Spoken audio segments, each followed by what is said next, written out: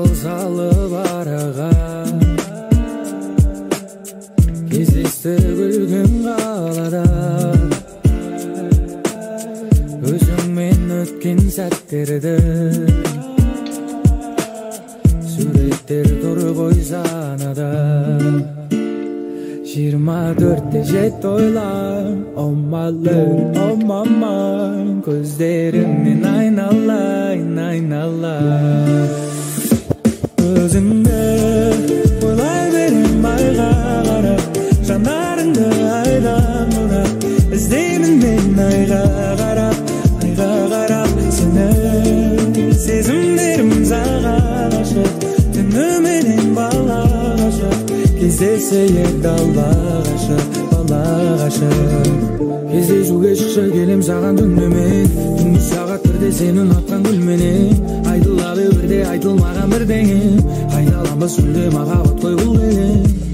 Көзіме сенен басқаларын ілмейм, өзіңнен жаным басқа адамды білмейм. Байланым саған жаныма жақын адам, бұл біздің роман әлі де жазылмаған. Өзіңді ойлай берем айға қарап, жанарыңды айдан бұрап, іздеймін мен айға қарап, сені сезімдерім саған ашық, түніменен балағашы, кездесейік далбағашы, балағашы.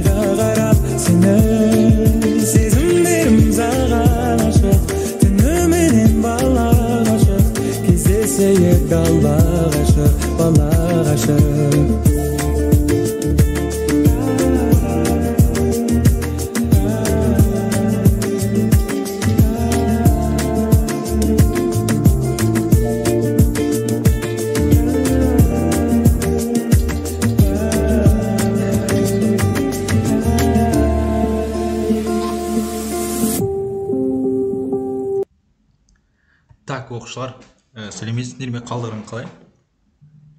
Менде барлық жақсы, өздерің қалайсыңдар? Барлықтарының SMS-терін көріп жатырмын. Музыкаға байланысты кімнің вообще вкусы күшті, если что маған былай жекеме жазып қойсаңдар, мен сол музыкаларды қойып отырамын негізінен.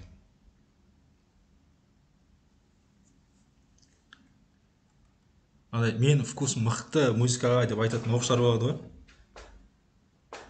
Еще мен алдында сендерге нөмірін көрсетіп кеттім, 4128, сол жаққа жіберсеңдер болады негізі.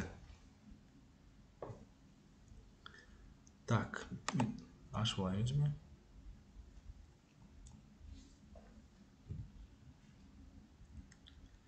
Так, оқушылар, ең бірінші тексеріп алайық. Менің дауысым анық естіліп тұрса, және де интернет қатпай тұрса, онда плюс белгісін қалдырып кетіңдер. Бүгін менде интернетте кішкене проблема болып қалуы мүмкін, сол үшін тексеріп алайық деп жатырмын. Альфаның өлеңдері жақсы ғой дейді. Мен қазір нөмірімді сендерге ескертіп жазып қоятын боламын. Одан кейін, бірінші сабақтан кейін көп оқушылар маған жазды. Сендердің нәтижелерін көрдім, алғашқы сабақты түсінген сияқтысыңдар. Потому что барлығын вообще 40-тан 40 жинап тастаған оқушылар саны өте көп болды. Мен инстаграмда да отмент етіп қарадым оларды. Енді нөмірге байланысты егер де түсінбей жатқан сұрақтарың болса, прямой эфир кезінде түсінбей, қайталау кезінде де түсінбей жатсаңдар, онда маған жеке жазсаңдар болады. Мен сендерге всегда түсіндіруге дайынмын негізі ол информацияларды.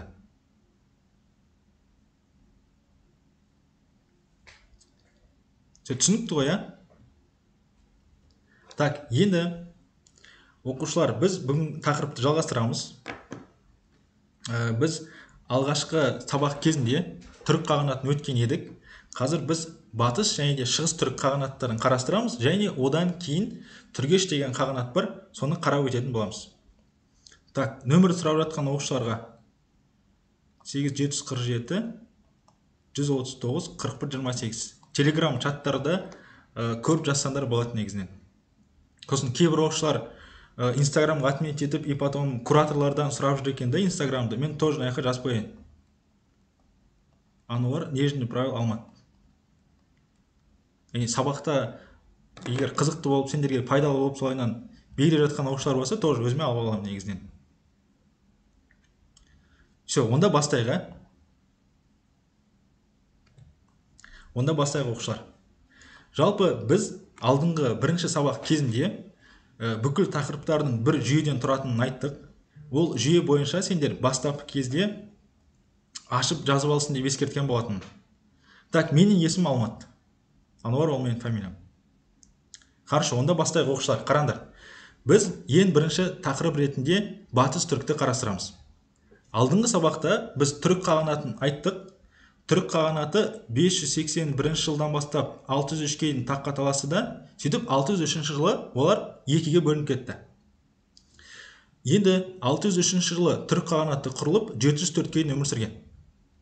Біз алдыңғы сабақта ғасырларды айналдыруға үйрендік та, сонымен тексере салайыншы, 704-ті ғасырға айналдырсаңдар, қандай ғасыр болады?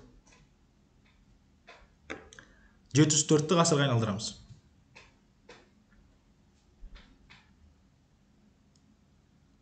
Комментарийді қарап отырмын. Ол 8-ші ғасырдың басы. Нұрила деген оқушымыз бізде бірінші жауап берді. Молодцы. Значит, бізде батыс түріктің хронологиясы 603-704 жылдар аралығында. Енді батыс түріктің жер аумағы десе, сендер шығыс Қаратау мен Жоңғария аралығы деген жауапты белгілейсіңдер. Бөлініп кеткеннен кейін осы территориялық аумаққа елге кеткен. Енді түрік қағанатында нақты Астана рөлін атқарған қала болмаған. Біз оны қосымша тақырыпта айттық. Ұлы қаған ордасы орналасқан Алтайда деп айтқан болатынбыз. Енді батыс түріктен бастап астаналары нақты қала ретінде келеді. Егер де батыс түріктің астанасы десеңдер, Суяб қаласы деген белгілейсіңдер. Суяб қаласы ол оңтүстік бөлікте Шу бойында орналасқан қала. Алдыңғы жылы УБТ-дан да шатастыратын сұрақ келген. Бұған дейін ондай ақпарат көзі қатты кездеспейтін. Батыс түріктің қысқы астанасы десеңдер, тоже Суяб қаласы деген жауапты белгілейсіңдер. Ал егер де батыс түріктің жазғы ордасы десеңдер, Мыңбұлақ деген қаланы белгілейсіңдер. Әрбір қаланың орналасқан жері тарихта келеді. Егер де Мыңбұлақ қаласының орналасқан жері десе, Түркістан қаласының маңы деген жауапты белгілейсіңдер. Дерек көздері. Жалпы түрік қағанаты туралы ең алғашқы дерек көздері ол Қытай деректері. Яғни түрік қағанаты жеріне Қытай саяхатшысы келген. Оның есімі Сюаньсан. Егер де Сюаньсан түрік қағанаты жеріне келіп, қандай қала туралы ақпарат қалдырды десе, Суяб қаласы деген жауапты белгілейсіңдер. Осы жерде мен жаңа форматтың бір ақпаратын қосып қойдым. Егер де батыс түрік қағанатында Сюаньсан сипаттаған немесе оңтүстік Қазақстанда неше дамыған қала болды десеңдер, 20 қала деген жауапты белгілейсіңдер. Дерек көздеріне байланысты ақпарат осы. Енді халқы. Жалпы батыс түріктің халқы Онық Будын деп аталады.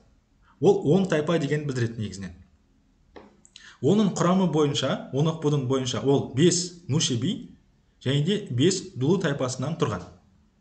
Және сендерде мынандай ақпарат көзі бар. Бастапқы кезде Нушебилер мен Дулулар қай аумақта өмір сүрді десеңдер, Шу Іле өзендері бойында деген жауапты белгілейсіңдер. Және батыс түріктің халқында мынандай бір ерекше сұрақ бар. Тестта өте жиі келгендіктен мен оны қызыл түспен белгілеп қойдым. Егер де батыс түріктің құрамында саны жағынан көп болған тайпалық одақ десе, онда сендер түргештер деген жауапты белгілейсіңдер.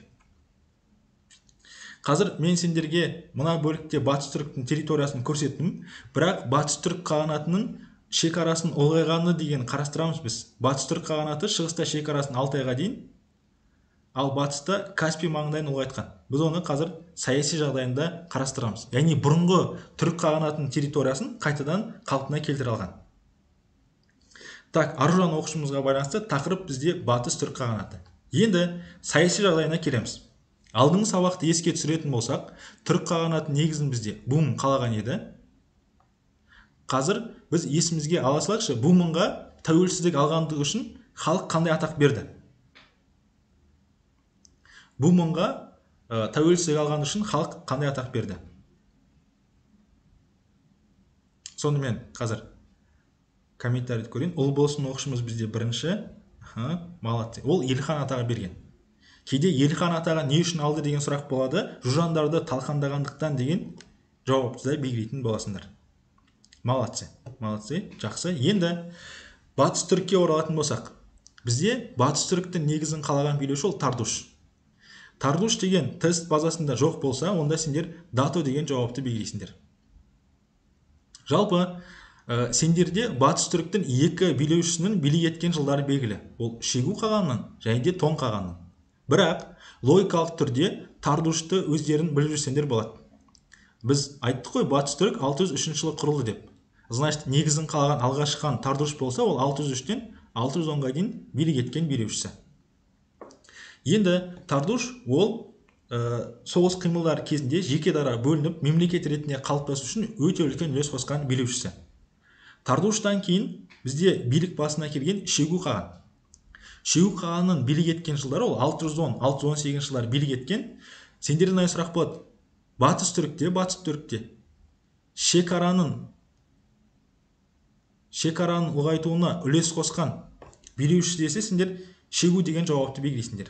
Ол территорияны шығыста Алтай тауларына дейін, батыста Памир таулары мен Тарым өзеніне дейін ұлғайтқан. Бұл Түркменстан, яғни Каспий территориялық аумақтары. Батыста Памир таулары мен Тарым, ал шығыста Алтай. Енді осы жерде бір сұрақты тексеріп көрейікші. Егер де батыс түріктің шекарасын ұлғайтқан десе, Шигуді белгілейсіңдер ғой. Ал түрік қағанатының шекарасын ұлғайтқан және де күш қуатын нығайтқан десе, кімді белгілеуші едіңдер? Оңтүстік Сібір далаларын, Орта Азияны жаулап, Арал бойына дейін ұлғайтқан. Комментарийді көрейін.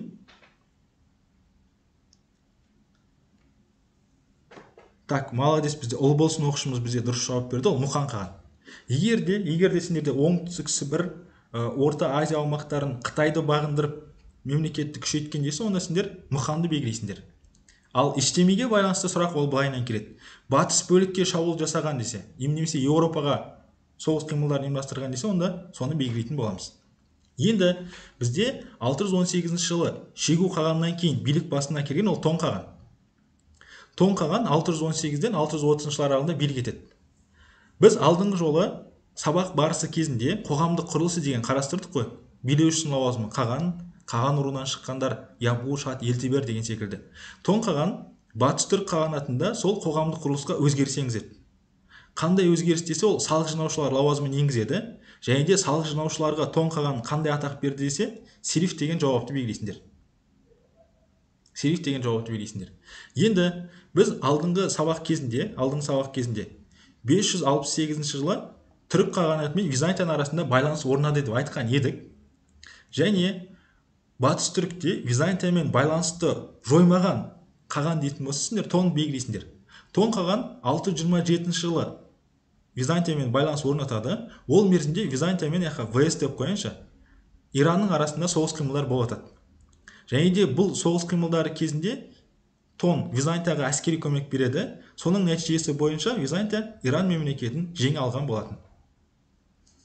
Енді өткен тақырыпты просто есімізге алып кете салайық. 568 жылы түрік қағанатынан Византияға барған елшінің есімі кім еді? Сұрақты қайта айтам. Түрік қағанатынан Византияға барған елші. Мен комментарийді қарайын. Ол болсын, молодец, Эльмира, Аружан. Ол бізде Манях. Енді кейбір оқушыларымыз бізде Земарх деген жауапты белгілеп жатыр екен да. Егер де Византиядан келген елші десе, онда сендер Земарх деген жауапты белгілейсіңдер. Мағынасы түсінікті ғой, ә? Енді бізде Тон қағанның кезінде ол Сериф деген лауазым енгізеді, және де Византиямен байланыс орнатқан билеуші. Тон қаған бізде 630 жылы қайтыс болады. Тон қаған қайтыс болғаннан кейін болған оқиға десе, қараңдар, 630-дан 634-ке дейін таққа талас болады. 4 жыл бойы кімдердің арасында десе, Дулулар мен Нушибилердің арасында билік үшін талас болған. Дулулар мен Нушибилердің арасында. Және бұл таққа талас 634-ке ұлғаяды, және нәтижесі бойынша Дулудың үстіне X қойып қойсақ болады. Неге? Себебі 634 жылы билікке Нушибилердің қолдауымен Ешпар Елтеріс деген билеушісі келеді. Сендерде өзі 4 билеушіден келіп жатыр негізі. Қараңдар, түрік қағанатында болған билеушілер Бумын, Қараеске, Мұқан ештемей. Ал егер де батыс түрікте болған батыс түріктің қағандарын тап деген сұрақ болады да, сендер ол уақытта Тардушты, Шегу, Тон және де Ешпар елтеріс деген жауапты белгілейсіңдер. 17 жыл болған таққа таласқа енді келеміз. Оқушылар, пока асықпаңдар. Міне мына жақта мен көрсетіп қойдым. 640-тан 657-ге дейін ол 17 жыл болады. Оған енді келеміз. Енді жалпы Ешпар елтеріс билік басына келеді. 634 жылы билікті алғаннан кейін ол Онық-будың жүйесін енгізеді. Сендерде қалпына келтірді деген болады, жақшыда еще енгізді деген сұрақ болады. Мағынасын біз былайынан енді прям кітапта олай бермейді, бірақ логикалық түрде былай түсінсек болады. Ешпар елтеріс билікке дейін келгенге дейін ешқандай таққа талас болмады ғой. Дулулар да нушибилерде мирный түрде өмір сүрген. Бірақ енді Ешпар елтерістің келуінде таққа талас болып қалады ғой. Сол себепті Ешпар елтеріс Онық-будың жүйесін қалпына келтірді дегені, оның билік еткен жылында нушибилер мен дулулардың арасында ешқандай соғыс қимылдар болмаған. Егер де сендерде тестта Онық-будың жүйесін қалпына келтірген, енгізген десе де осы Ешпар елтеріс деген жауапты белгілейсіңдер. Бір тайпа ол бір түмен. Немесе сендерде бір түменде 10 мың әскер дегені білдіреді да, оны біз алдыңғы жолы Иштемейдің кезінде айтқан болатынбыз, әскер саны кезінде. Енді қараңдар, мемлекеттің дырауы. Жалпы 634 жылы Ешпар елтеріс билікке келіп, 640 жылы, мына 640 жылы Ешпар елтеріс қаза болады. Ешпар елтеріс қаза болғаннан кейін нушибилер мен дулулардың арасында ұзаққа созылған таққа талас болады. Яғни бұл сендерде 17 жылға созылған, жаңағы сендер айтып жатқан таққа талас. Мынадай сұрақ кездеседі, мен тестқа қосып қойдым. Батыс түрік қағанатының әлсіреу себебі десе, дулулар мен нушибилердің таққа таласы деген жауапты белгілейсіңдер. Енді бізде нушибилер мен дулулардың арасында таққа талас болып, мемлекет әлсіреп жатқан кезде, оның көршілес мемлекеті, Қытай мемлекеті 659 жылы шабуыл жасайды. Ең бірінші Жетісу бөлігін өзіне жаулап алады, және де одан кейін 659 жылы түрік қағанатының территориясын толыққанды өзіне бағындырып алады. Енді осы мерзімнен бастап уже түріктер есін жия бастайды. Яғни нушибилер мен дулулар екеуі қайтадан бірлесіп Қытайға қарсы соғыс қимылдарын жасап көруге тырысады, бірақ ол соғыстардың барлығы нәтижесіз тұрғыда болады. Яғни олар өзінің тәуелсіздігін қайтара алмаған. Сол соғыстардың ішінен нәтижелі болған шайқас 704 жылы. Біз жаңа айттық қой, Үшлік деген ол түргештердің қолбасшысы. Түргештер батыс түрікте сан жағынан көп тайпа болған. Сөйтіп 704 жылы Қытайларға қарсы Үшлік соғыс қимыл ұйымдастырады, және де сол соғыс қимыл нәтижесі бойынша Жетісу жерін ол өзіне қайтарып алады. Сөйтеді де осы Жетісу жерінде Түргеш деген мемлекетті құрады. Егер де сендерде түргештердің хронологиясы десе, ол 704 жылы құрылып, 756 жылға дейін өмір сүрген мемлекет. Сендерде тест базасында өте жиі келетін сұрақ сол. Батыс түріктің орнына құрылған мемлекет дейтін болса, Түргеш қағанаты деген жауапты белгілейсіңдер. Енді қазір мен комментарийге назар аударып, түсінбей қалған сұрақтарымды бір қарап шығайын.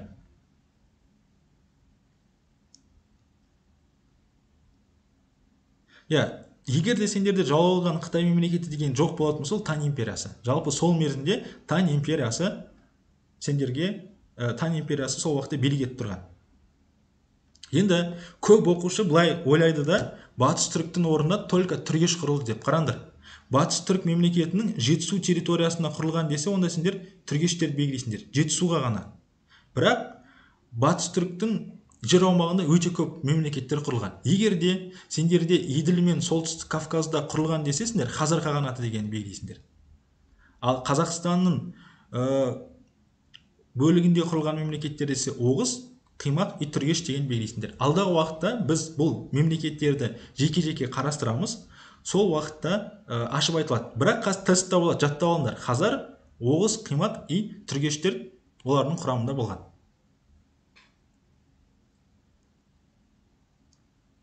Үшлік деген түргештердің қолбасшысы қызметін атқарып Жетісуды жаулап алып, түргештерге мекен арнағаннан кейін мемлекет ретінде құрылады да, алғашқы негізін қалаған билеушісі ретінде, қаған ретінде сайланып кетеді. Батыс түрік те түрік секілді билік үшін таласқан болатын. Эфир сақталады, оқушылар дым уайымдамасындар болады.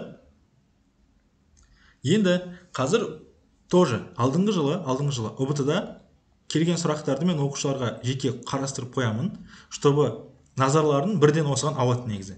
Нушеби дегеніміз ол батыс түріктің құрамындағы тайпа одақ. Есімдері Нушеби и Дулғар. Үшлік Қытайды жеңді. Енді қараңдар, ұбт-да осындай сұрақтар келген да сендерге. Осы кезде мынандай сұрақ болады. Гумилевтің жазуынша, Иштемиден соң билік басына келген билеуші деген сұрақ болады. Сөйтіп, оқушылар бұл сұраққа ойланып қалады негізінен. Қараңдар, біз алдыңғы жолы Иштемиді айтқан едік, Иштеми 581 жылдан кейін таққа талас болды дедік та. 581-ден түрік қағанатына таққа талас болды. 633-ке дейін ешкім түріктерде билік басына келмеген.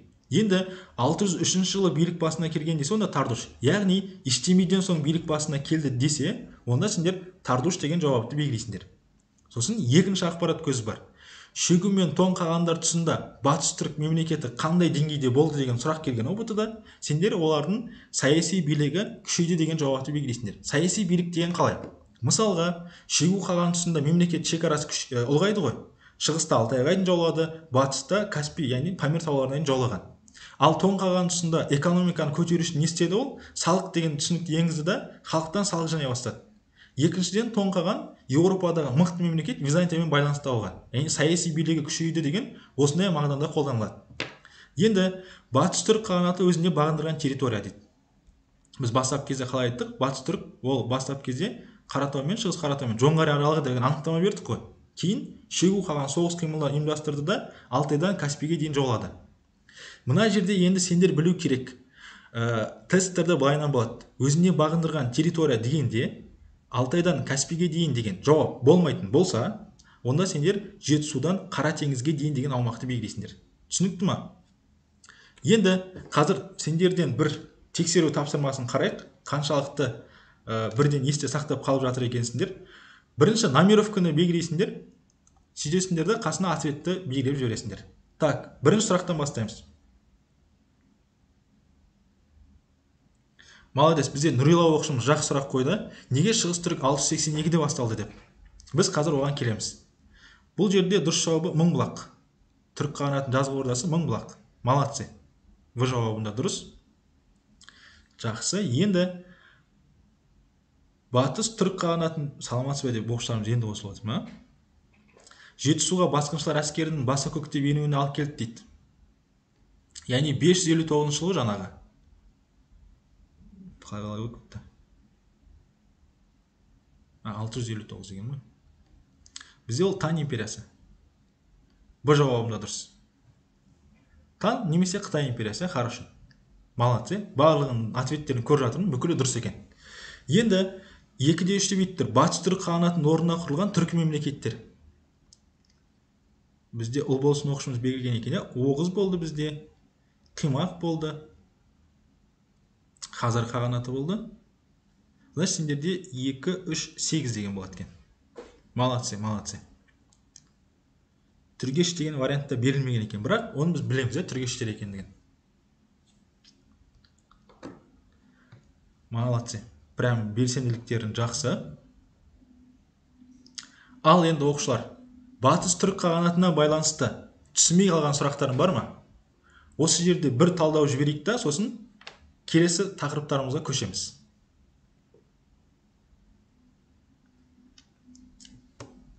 Сосын қазір сабақтың ортасынан қосып жатқан оқушылар болса, сабақты қайта көре аласыңдар. Ол нәрсеге дым уайымдамасыңдар болады. Сабақты қайта көре аласыңдар, либо маған жекеге жазсаңдар болады. Мен сендерге мүмкіндік тауып, ол нәрселерді түсіндіріп беруге тырысам. Ссылканың кеш жіберуі ол кураторларға байланысты. Мен ол жағына жауап бере алмаймын негізден оқушылар. Енді қазір біз екінші бөлімше ретінде қарастырамыз. Бұл шығыс түрік қағанаты. Жалпы біз алдыңғы жолы бірінші параграфты өттік. Түрік қағанаты, батыс түрік пен шығыс түрік қағанаты екеуі бірге жүреді. Бұл екінші параграф болып есептеледі кітап баспасы бойынша. Так. Тан империясына байланысты. Негізінен ол Қытай мемлекетінде басқару жүйесінде болған империя. Ол хан әулеті, Мин әулеті деп аталына береді дүние тарихы бойынша. Просто ерте орта ғасыр кезінде Қытайлардың билігінде Тан әулеті болғаннан кейін ерте орта ғасыр Тан империясы деп аталынады негізінен. Так, шығыс түрік неге кеш алды дейді, онда түсіндіреміз, қараңдар. Ең бірінші хронологиясынан бастайықшы. Бізде түрік қағанатының хронологиясы шығыс түріктікі 682-744 жылдар. Дұрыс сұрақ, неге бұл 603 жылы құрылмады деп тұр. Біз жаңа картаны қарастырдық қой. Жалпы шығыс түрік территориясына тиесілі жерде оның оңтүстік шығысында Қытай деген мемлекет болған. Қытай мемлекеті болған. Шығыс түрік қағанаты Қытаймен ұзақ мерзім соғыс қимылдарын жүргізеді да, сол себепті жеке дара мемлекет құруына мүмкіндік болмаған. Ұзақ мерзімдік Қытаймен соғыс нәтижесі бойынша. Енді шығыс түрік тәуелсіздік алады. Тәуелсіздік алған кезде ол Қазақстанның шығыс бөлігінде құрылған. Қазақстанның шығыс бөлігінде, немесе сендерде шығыс Түркістан бөлігінде құрылды. Енді екінші нәрсе, шығыс түрік қағанаты күшейіп, өзінің территория аумағын ұлғайтады да, сол кезде ол Орта Азия, оңтүстік Сібір деген территория аумақтарды өзіне қосып алған. Енді мынадай сұрақ болады, қараңдар. Батыс түріктің жер аумағы десе, шығыс Қаратаудан Жоңғарияға дейін, немесе Алтайдан Каспийге дейін де бірге келе жатады, тіс жүйесінде. Ал бізде именно шығыс түрікте былайынан келеді. Шығыс түріктің жер аумағы десе, сендерде оңтүстік Сібір жері де бөлек келеді, либо шығыс Түркістан жерде бөлек келеді. Түсінікті ма? Идеясы солай келеді. Өздерін кейіннен жасыл кітап, мен кеше айтқан жасыл кітаптың PDF форматын кураторларын жіберіп берген шығар, немесе кімде бар, сол бойынша қарастырсаңдар да болады. Сұрақтар бөлек солайынан келеді. Енді негізін қалаған кім? Нықы деген ол негізін қалаған. Шығыс түріктің негізін Елтеріс Құтлық деген билеуші қалайды. Және ол Қытаймен ұзақ жүргізген соғыс нәтижесі бойынша мемлекетті құра алмай 682 жылы ғана құрады. Шығыс түрік мемлекеті қай жақта құрылды десе, ол қазіргі Монғолия жерінде оның негізі қаланған. Монғолия жерінде негізі қаланды. Енді саяси жағдайы. Жалпы шығыс түрікке байланысты негізінен тест базасында ақпараттар аз. Біз негізгі келетін сұрақтармен таныстырамыз. Енді бізде шығыс түрік мемлекетін қуаттелік айналдырған қаған десе, онда Қапаған деген жауапты белгілейсіңдер. Ол біріншісі. Жер аумағын ұлғайтқан, күш қуатын нығайтқан деп те келеді. Екінші сұрақ бар. Негізін жаңа біз Елтеріс Құтлық қалады дедік қой. Егерде шығыс түрік қағанатында Құтлықтан кейін билік басына келген десе, онда Қапаған деген жауапты белгілейсіңдер. Екінші саяси жағдайында елеулі оқиға ол Қытай мемлекетімен тиімді шартқа қол жеткізген қаған. Яғни соғыс қимылдар тоқтады. Тоқтағаннан кейін мемлекетті күшейту үшін екеуінің арасында жақсы одақтастық болған. Қытаймен тиімді шартқа қол жеткізген қаған десе, онда сендер Білге деген жауапты белгілейсіңдер. Енді бізде Білге қағанның билік еткен жылы тест базасында келген, және ол контекстте бар. Білге қаған 1716 жылы билік басына келеді де 731-ге дейін билік еткен. Өтілген тақырып бойынша бізде бірінші кешегі өтілген тақырып бойынша Мұқан қағанның билік еткен жылы бар. Тоже контекст сұрақтарында бар. Қазір оқушыларымыз бізге осын еске түсіріп жіберсін. Мұқан қаған қай жылдары билік етті? Мұқан қаған билік еткен жылдар. Так. Молодец, бізде Салтанат оқушымыз, Әсел Стей дейді ма? Так, дұрыс. 553-572 жылдар ол бізде билік еткен болатын. Молодцы. Жақсы, естерінде екен. Енді Білге қағанның кезінде өмір сүрген тұлғалар бар. Сендерде ол тест базасында былайынан келеді. Білге қаған кезінде өмір сүрген даңқты қолбасшылар. Сендер Күлтегін мен Тонкөк деген жауапты белгілейсіңдер. Жалпы сендер білетін шығарсыңдар, Күлтегін ескерткіші, Тонкөк ескерткіші дегенді. Біз бұны жеке тақырыпта қарастырамыз. Түрік қағанатының мәдениеті деген, жазу тілі дегенді қарастырамыз. Түрік жазулары, көне түрік жазулары бар, бұл жақта сендерде руна жазу деп аталады. Біз оны бөлек қарастырамыз, ол жағына баяндамасындар болады. Енді бізде 731 жылы Білге қаған қайтыс болады. Білге қаған қайтыс болғаннан кейін мемлекет саяси тұрғыдан ыдырай бастайды. Жақсы. Енді қараңдар. Шығыс түрік қағанаты ыдырағаннан кейін оның әлсіреуін пайдаланған мемлекет Ұйғыр қағанаты. Ұйғыр қағанаты шығыс түрік қағанатына соғыс қимылын ұйымдастырады. Сөйтіп 744 жылы оның орнына келеді. Біз алдағы уақытта жеке қарастыратын боламыз. Егерде Ұйғыр қағанатының хронологиясы деп қалса, 744-840 деген жауапты белгілейсіңдер. 744-840. алдағы уақытта былайына қарастандырып қараңдар. Егер де шығыс түріктің бір бөлігінде ұйғыр қағанаты құрылса, шығыс түріктің екінші бөлігінде жеке дара құрылған мемлекет десе, біз қарлық мемлекеті деп қарастырамыз. Түсінікті ме? Шығыс түріктің орнына ұйғырлар и қарлықтар келген болатын. Так, қазір шығыс түрікке байланысты сұрақтар бар ма?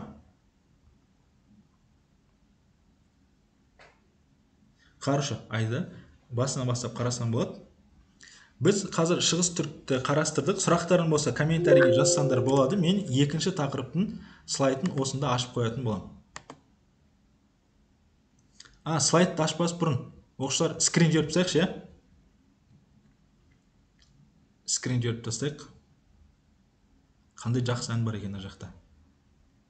Ана жақта бізде күшті ән бар екен. Так, оқушылар, барлықтарын өздерінің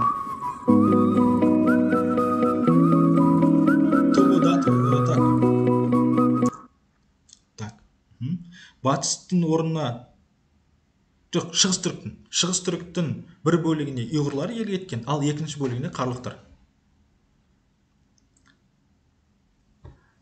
Хорошо, оқушылар, барлығымыз скриндерді өзіміздің кураторларымызға жіберіп алайық. Мен сендерге оған дейін музыка қосып қоятын боламын.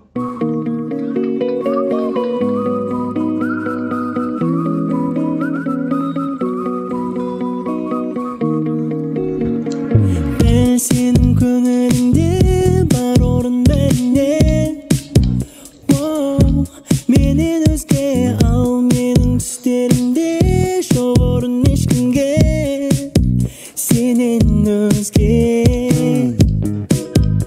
Бөліскім келмейтін сырыма айналдың, өзіңдей қол жетпейтін әперем-ай, айтып қиналмай, көздерің байлайды менен сұрамай, жүзіңнен ғайып болса күлкің. Әперем-ай, айтып қиналмай, арманда терімде бар орын бәрінде, екеумізге де, ал бәлкім шын әлемде жоқ орын ешкімге, екеумізде. Бөліскім келмейтін сырыма айналдың, өзіңдей қол жетпейтін әперем-ай, айтып қиналмай, көздерің байлайды менен сұрамай, жүзіңнен ғайып болса күлкің. Әперем-ай, айтып қиналмай, әперем-ай, айтып қиналмай, көздерің байлайды менен сұрамай, жүзіңнен ғайып болса күлкің. Әперем-ай, айтып қиналмай, жабайы космоста жұлдыздар жарылады, жылтырақ қоқыстар бөгет іздейді қарауға жер шарына. Бәлкім кейде бізде дәл солай шатасамыз, мән беріп бәріне кетек, көрмей секірді нағыз солы тыныштық. Не кішкентай айқай, сенің сезімдерің маған тұтпашпай. Так, мен комментарийде көріп жатырмын, барлықтары скриндер жіберіп алған екен. Онда біз қазір келесі тақырыбын жалғастырамыз. Енді қазір келесі тақырыпты жалғастырмас бұрын комментарийде өте жиі кездесіп жатқан екі нәрсені көрдім, соны түсіндіріп жіберейін. Қараңдар, ең бірінші нәрсе, ол сұрақ былай: Қапағанның билік еткен жылдар қандай деп тұрды? Жалпы шығыс түрікте 3 билеуші болған. Ол Елтеріс Құтлық, Қапаған және де Білге. Үшеу болған. Ол 3 билеушінің ішінде Білге қағанның ғана билік еткен жылдары оның тарихта сақталынған, және ол именно мектеп баспаларына енгізілген. Қапағанның билік ету мерзімі именно мектеп баспаларына енбеген. Ол бірінші нәрсе. Сосын екінші нәрсе былай. Екінші нәрсе 844 жылы ұйғыр қағанаты жойылды ма дейді. Я, ол 844 жылы жойылған. Енді біз олар тақырыптарды қарастырамыз ғой. Сол себепті тақырыпқа кішкене алға қарай кетіп қалудың қажеті жоқ. Себебі өздеріне тоже кішкене нагруженность пайда болады да сендерде. Сол себепті осы тақырыптың аясында болған сұрақтарды осында қойып отырсаңдар болады. Так, онда былай істейік. Бастамас бұрын дайын болсаңдар, барлықтарын плюс белгісін қалдырып кетіңдер. Қазір сабақтың соңында до конца тыңдаймыз, хорошо? Все. Плюс белгісін қалдырыңдар, онда түргеш деген тақырыпты бастайық.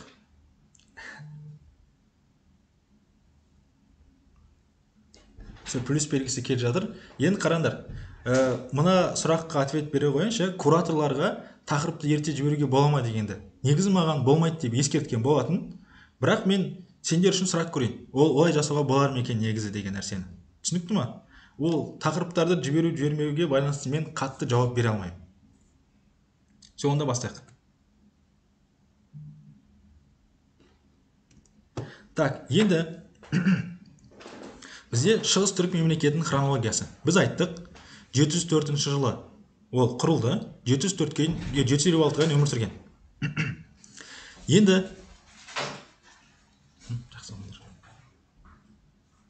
қараңдар, бізде алдың жылы тесттен мынандай сұрақ келген. Жарты ғасыр өмір сүрген ерте орта ғасыр мемлекетін тап деген сұрақ болғанда, сол себепті сендерде кейбір оқушылар шатас жазады. Яғни 704-тен 756-ға дейін ол 52 жыл. Жарты ғасыр деген жауапты білдіреді. Екіншісі жер аумағы. Түргештердің негізгі жер аумағы деп келеді, сендер Жетісу деген жауапты белгілейсіңдер. Егер де түргештердің жер аумағы дегенде Жетісу деген варианттар жоқ болатын болса, сендер Шаш қаласынан Бесбалық, Тұрфан қалаларына дейінгі аралық деген белгілейсіңдер. Ол қалай? Қазір мына жерде картаға қарасақ болады. Мына жасыл түспен белгіленген территория ол Жетісу территориясы. Ол біріншісі. Екіншісі, мына жерде Шаш деген қаланы көріп тұрсыңдар ғой. Шаш қаласынан Бесбалық қалаларына дейін және де Тұрфан қалаларына дейінгі аралық ол осы түргештердің жер аумағы деген мағынада келеді негізінен. Екінші, бұл сөйлемде ескеретін нәрсе, Шаш деген қала қай қаланың бұрынғы атауы деген сұрақ болады. Шаш деген қала ол Ташкент деген қаланың бұрынғы атауы. Естеріне сақтап алсаңдар болады. Ермек, біздің айтып жатқан тақырыбымыз ол Шығыс түрік қағанаты. Все, дальше кетеміз. Енді түргештердің екі астанасы болған. Үлкен астанасы және де кіші астанасы. Егер де түргештердің үлкен астанасы Суяб. Біз алдыңғы тақырыпта айтқан болатынбыз, ол Шу бойында орналасқан. Қазір мен сендерге бір ақпаратты тексерейін, сосын неге сұрағанымды айтамын. Қазір комментарийге оқушыларымыз мына нәрсені айтып кетсінші, ерте орта ғасырдың хронологиясы. Ерте орта ғасырдың хронологиясы қай ғасыр аралық еді? Түргеш қағанаты деген ғой, түргеш қағанаты. Оқушылар, мен сұрақты қайталайын. Ерте орта ғасырдың хронологиясы ол 6-9. Данияр оқушымыз, бізде Эльмира оқушыларымыз алғашқы болып жауап берген екен. Неге сұрап жатырмын? Енді былай. Егер де осы ерте орта ғасырда өмір сүрген мемлекеттердің астанасы сұраса, бір 80-90%-ға дейін негізгі астананың Суяб қаласы атқарған. Наугад белгілейтін жағдай болып қалып жатса, онда Суябты белгілесіңдер болады.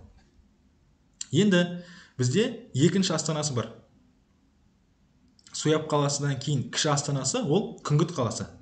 Күнгіт қаласы қайда орналасты десе, сендер ол жақта Іле бойында деген жауапты белгілейсіңдер. Жалпы түргеш қағанатына байланысты дерек көздер.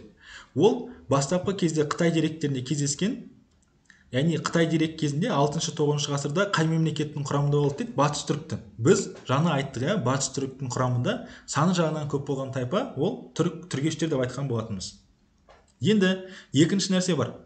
Мынау тәуелсіз мемлекет болып өмір сүргеннен кейін, яғни 704-тен кейін оның тарихында болған бүкіл информациялар ол Күлтеген жазбасында сипатталады.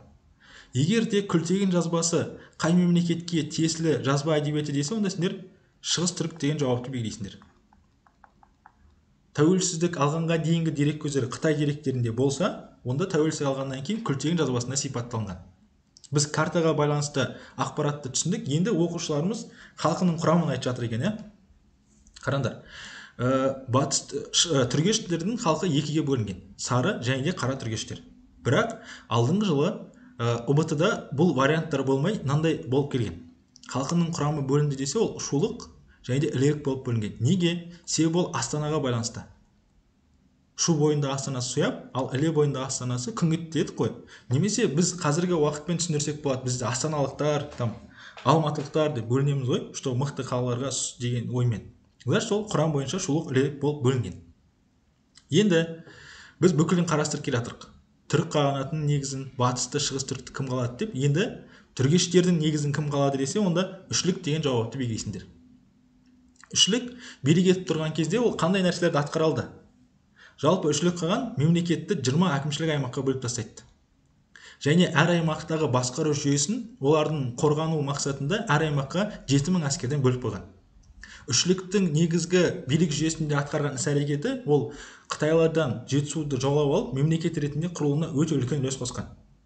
Және бізде үшлік қағанның қайтыс болған мерзімі сұралады. 706 жылы бізде үшлік қаған қайтыс болады. Енді үшлік қаған қайтыс болғаннан кейін түргеш мемлекеті әлсірей бастайды. Оның әлсіреуіне себеп болған 3 түрлі оқиға бар. Оны біз саяси жағдай деген бөлімде қарастырамыз. Мына жерге мен 1 деп қояйын. Түргештердің әлсіреуіне себеп болған бірінші оқиға ол арабтардың шапқыншылығы. Мына картаны қарайтын болсақ, бізде карта бар, Картада мына жақта орналасқан араб халифаты деген тұр. Арабтар. Бұл батыс бөлікте орналасқан. Егер де 8-ші ғасырда түргештерге батыстан қауіп төндірген десе, онда біз арабтарды белгілейміз. Бізде енді логикалық тұрғыда сұрақ туындайды. Арабтар не үшін шабуыл жасап жатыр? Себебі олардың мақсаттарының бірі ислам дінінің қолдану аясын ұлғайтуды мақсат етіп қояды. Сөйтіп ол 8-ші ғасырдан бастап оңтүстік Қазақстан немесе түргештер аумағына шабуыл жасаған. Енді бұл жерде нақты соғыс қимылы 709-да басталынады. Ғасырға айналдырсақ 8-ші ғасыр ғой. 709 жылы арабтар Бұхара қаласын жаулайды. 714 жылы Испиджаб пен Ташкент деген қала жаулаған. Кейбір тесттерде 714 жылы жаулаған қала дегенде Ташкент жоқ болса, жаңа айтып кеткен Шаш деген қаланы белгілейтін боласыңдар. Түсінікті ғой, Енді бізде осы арабтардың қолбасшылық жасап Бұхараны, Ташкентті, Испиджаб жаулап отқан араб қолбасшысы деген болады. Сондай сұрақ келсе, сендер Кутейба ибн Муслим деген жауапты белгілейсіңдер. Араб қолбасшысының есімі Кутейба ибн Муслим. Ол бірінші себеп. Енді осы мерзімде екінші тараптан қауіп төндірген ол шығыс түрік қағанаты. Мына жақта картадан да көрсеңдер болады. Шығыс бөлігінде шығыс түрік қағанаты, ал оңтүстік шығыс бөлігінде Қытай либо Тань империясы. Осы мерзімде біз біліп алу керекпіз. Шығыс түрік қағанатынан шабуыл жасаған билеуші сол Қапаған. Біз жаңа қалай айттық, Қапаған ол мемлекеттің күш қуатын ұлғайтып, шекарасын кеңейтті деп айтқан болатынбыз. Енді үшінші қауіп төндірген саясиіне әсер еткен ол оңтүстік шығыста Қытайдың қауіп төндіруі. Енді бізден мындай сұрақ болады. Үшлік қаған қайтыс болғаннан кейін түргеш қағанатында қалыптасқан саяси жағдай десе, 3 жақты соғыс деген болады. 3 жақты соғыс, либо түргештердің мерзімінде, түргештердің әлсіреу тұсында билік басына келген қаған деп келеді, Сұлу қаған. 3 жақты соғыс жүргізген қаған десе, осы Сұлу деген жауапты белгілейсіңдер. Енді жаңағыдай нақты кейбір билеушілердің билік еткен жылы белгілі, ол базаға енген. Сұлу қағанның билік еткен жылы бізде базада бар, 715-738 жылдар аралығында билік етеді. Енді Сұлу не істейді? Сұлу билікке кірген кезде ең бірінші шешім қабылдайды. Қандай шешім десе, ол Астананы көшіреді. Астананы кейбір тесттерде Тараз қаласына, либо Талас қаласына деп келеді. Неге? Себебі Тараз қаласының бұрынғы атауы Талас. Вариантта келсе, бетіп бір шатасып кететіндей сұрақ емес, анықтай аласыңдар. Енді Сұлу қаған билік басына келеді, сөйтіп ол ойланады. Яғни бұл мәселені қалай шешемін жалпы деп. Сөйтіп ол 717 жылы ең бірінші Қытайға елші береді. Қытайға елші жіберу деген мақсаты ол Қытай билеушісінің қызына үйленіп, екеуінің арасында бейбіт қарым-қатынас орнату. Енді тесттен сұрақ болады сендерде. 717 жылы Сұлу қағанның Қытайға елші жіберу деген мақсаты Қытай әмірі қызына үйленді деп келеді, немесе Қытай әмірі қызына үйленді деген жауап жоқ болатын болса, Тибет қызына үйленді деген жауапты белгілейсіңдер. Түсінікті ме? Енді екіншісі шығыс түрік қағанатына елші береді. Ол кезде шығыс түрікте билік етіп жатқан Білге. Неге? Біз жаңа айттық қой, 716-дан 731-ге дейін билік басына шығыс түрікте Білге болды деп. Осы Білгенің тұсында Сұлу қаған оған елші жібереді.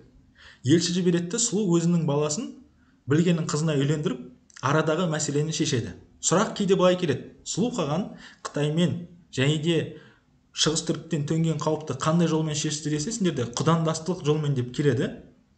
егер де вариантта құдандастық жол деген жоқ болатын болса, туыстық қатынас деген жауапты бересіңдер. Туыстық қатынас арқылы. Негізінен ерте орта ғасыр кезінде вообще проблемаларды солай шешу біздің тілмен айтқан кезде трендте болған негізінен.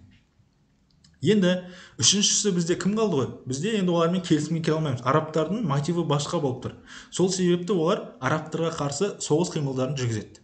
Біз қазір енді саяси жағдайын түсініп алдық. Келесі біздің қарастыратынымыз ол соғыс қимылдары. Жалпы соғыс қимылдарын бастамас бұрын біз айтқан болатынбыз, 709 жылдан бастап арабтар уже орталық Азия территориялық аумақтарын өзіне бағындырып алған.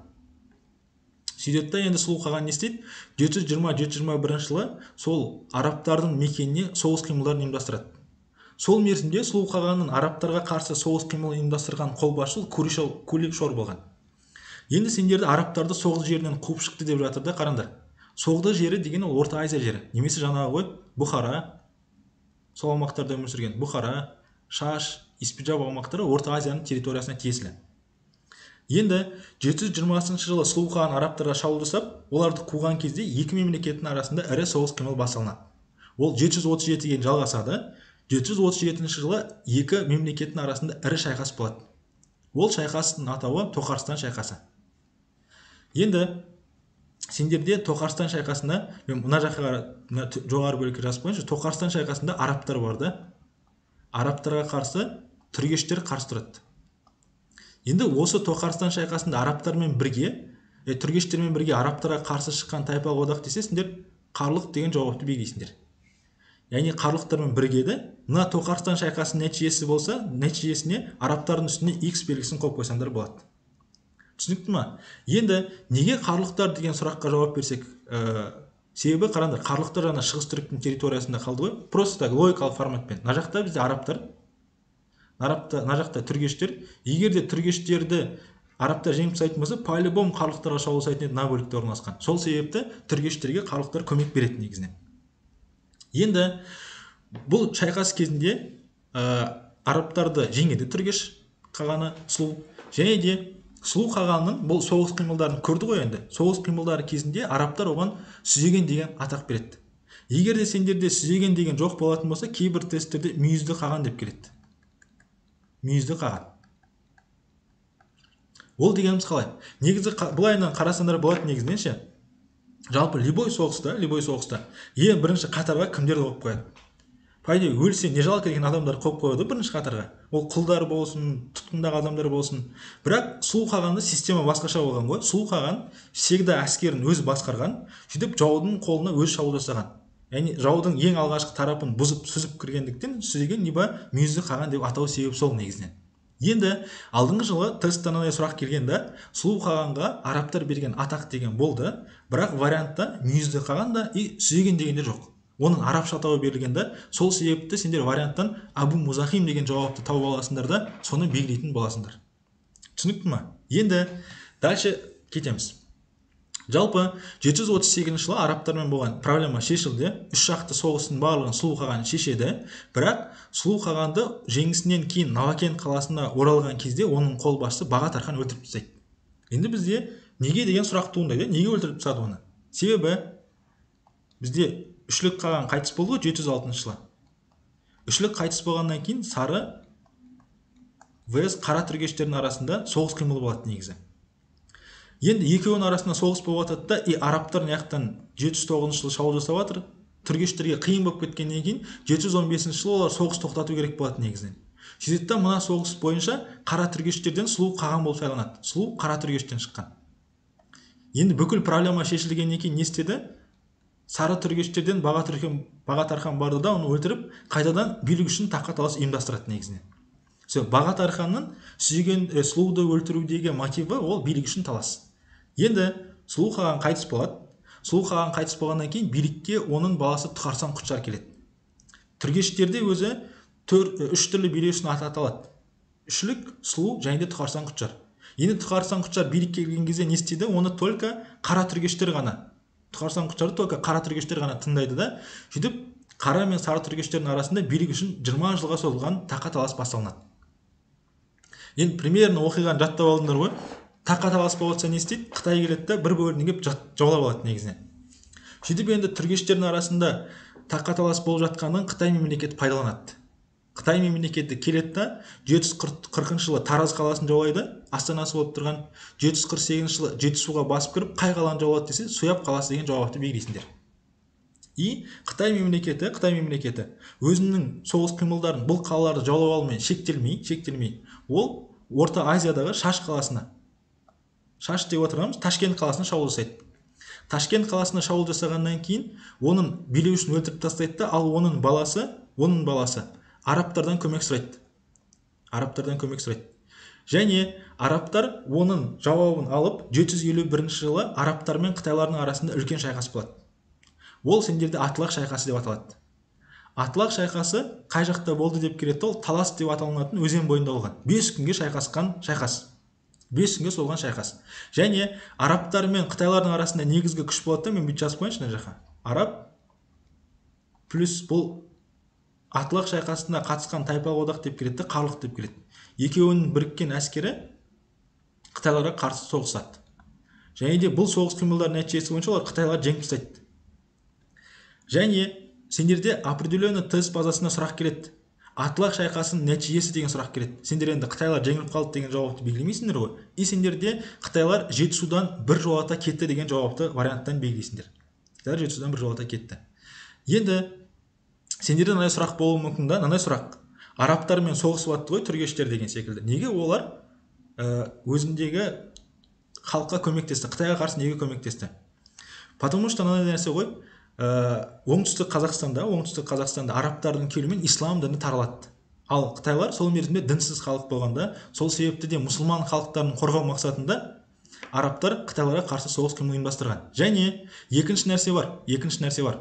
Атылақ шайқасының нәтижесінде екінші нәтиже ислам дінінің таралуына үлкен септігін тигізген оқиға десе, Атылақ шайқасы деген жауапты белгілейсіңдер. Уайымдамаңдар, үлгереміз қазір, кішкене ғана қалды. Енді 756 жылы түргештер өзінің ішіне тақаталас болып әлсіреп жатады да, сөйтеді да оның орнын басып алған мемлекет дейтін болса, ол бізде Қарлұқ тайпалар. Қарлұқтар 756 жылы түргештердің орнына құрылып, 940-қа дейін өмір сүрген тайпа одақ. Значит, түргештердің орнына құрылды дейтін болса, онда сендер Қарлұқ деген жауапты белгілейсіңдер. Мына жерде сендерде кітаптан сурет берілген, бұл Атылақ шайқасының суреті. Яғни біліп тұрсыңдар ғой, ақта тұрғандар ол бізде арабтар, ал мына сауыт кигендер ол бізде Қытайлар. Неге бұны мен іліп осы жаққа скрин жасап қойдым? Себебі Атылақ шайқасының бейнесін салған суретші деп келіп қалса, Асықов деген жауапты белгілейтін боласыңдар. Енді мына жерде сендерде түргештердің картасы кітап бойынша көрсетілген. Міне, батыстан қауіп төндіріп жатқан арабтар, оңтүстік шығыстан қауіп төндіріп жатқан Тан империясы, ал шығыс бөліктен қауіп төндіріп жатқан ол шығыс түрік қағанаты. Енді мына жерге мән берсеңдер, мен бір қысқаша қосымша ақпарат қалдырып қойдым. Неге? Себебі маған тоже билік еткен хандарды оқушылар көп сұрай бастады да, получается ол оқушыларға қызық шығар деп. Бұнау базада жоқ негізінен. Базада жоқ ақпарат. Өздерің үшін біліп жүрсеңдер болады. Жалпы үшліктен кейін билік басына келген ол Сақал, ал одан кейін Атылақ шайқасының кезінде Тұқарсан Құтжардан кейін билік басына келген билеуші соны Жыпыр. Мен оның билік еткен жылдарымен бірге көрсетіп қойдым. Олай болса, қазір мына жақтағы сұрақтарды талдап жіберейік та, мен сендерге үй тапсырмасын айтып жіберейін. Так, онда белгілеп бастайық. Көрініп тұр ма? Жетісуда түркілердің арабтарға қарсы күрес кезінде билік басына келген тайпа.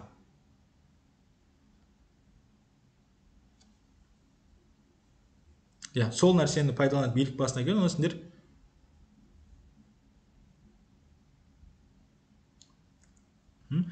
билік басында ол уақытта әлсіреген кезінде Қарлұқтар келген. Жетісуда түргеш тайпаларының билігі орнаған жыл. Ол сендерде 704 жыл. Енді түркі халықтарының тағдырында Атылақ шайқасының тарихи маңызы дейді. Бұл жерде бізде вариантты қарайтын болсақ, Қытай әскері Жетісудан шегінді деген жауапты белгілейміз. Осы жауап бізде дұрыс екен.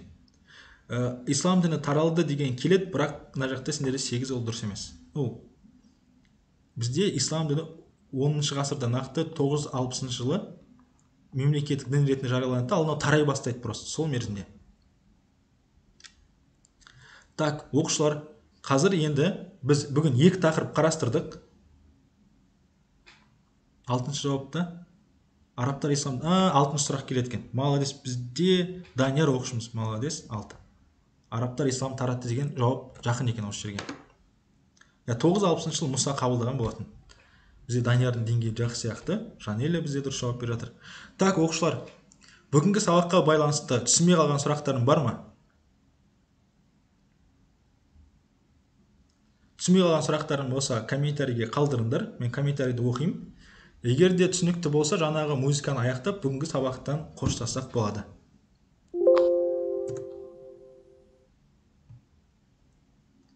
Музыкамызда да бізде как раз өзі азғантай уақыт қана қалған екен.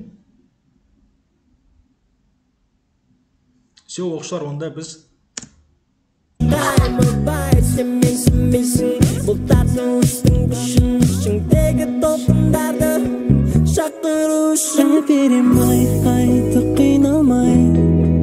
көздерің байлайды менен сұрамай, жүзіңнен ғайып болса күлкім, әперем айтып қиналмай, әперем айтып қиналмай, көздерің байлайды менен сұрамай, жүзіңнен ғайып болса күлкім, әперем айтып қиналмай.